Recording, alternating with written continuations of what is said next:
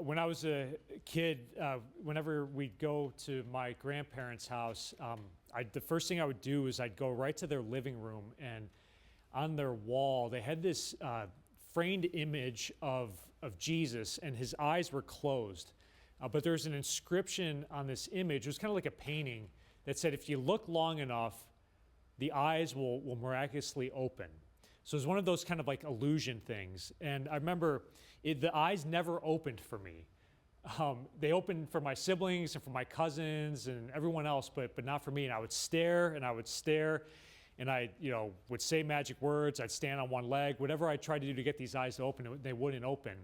And then finally I realized, it dawned on me one day, and that was like 3 days ago. No, I'm just kidding. But when I was probably in college, I went back and I looked, and I think you can find this image online probably, but the eyes are actually, again, it's like an illusion type trick. The eyes are actually open kind of like above the eyebrow eyelash. So they're always open, basically. It's just you're kind of looking in the wrong place.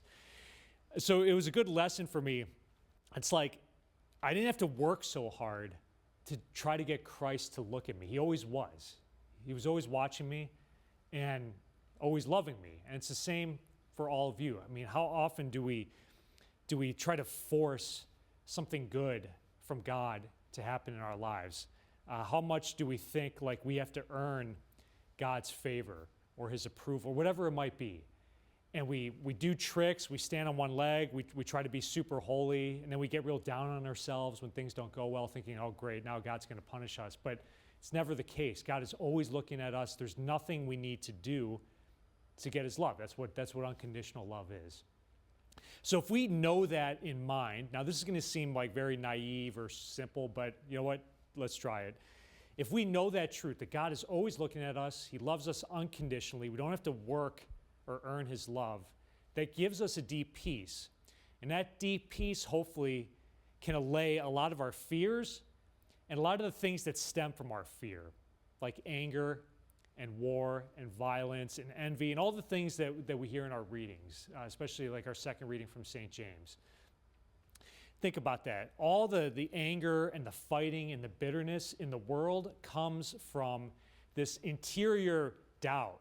Like, I need to prove myself, or this person just slighted me and therefore I've got to make myself known. Versus if we trust in God and know that like all that matters is basically how God sees us, and God is ultimately in control, we won't be afraid and we won't be inclined to give in to that anger or that bitterness or that rivalry or jealousy. So I think like Jesus is walking down, the apostles are kind of apart from him as they're walking down to Jerusalem, so they don't see him.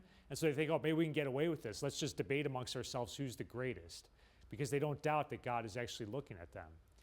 It's like when all the Mercy Home priests get together for dinner, me and Father Scott and Father Carl and Father Greg and the Cardinal, we all debate amongst ourselves, who's the greatest Mercy Home celebrant? And we forget that Jesus is actually, we don't debate that, obviously, because we all know it's the Cardinal, and then Father Scott, right, is second. But, so anyways, if you find yourself getting angry or fighting or envious, go to prayer and look at Jesus looking upon you. It'll give you peace. Amen.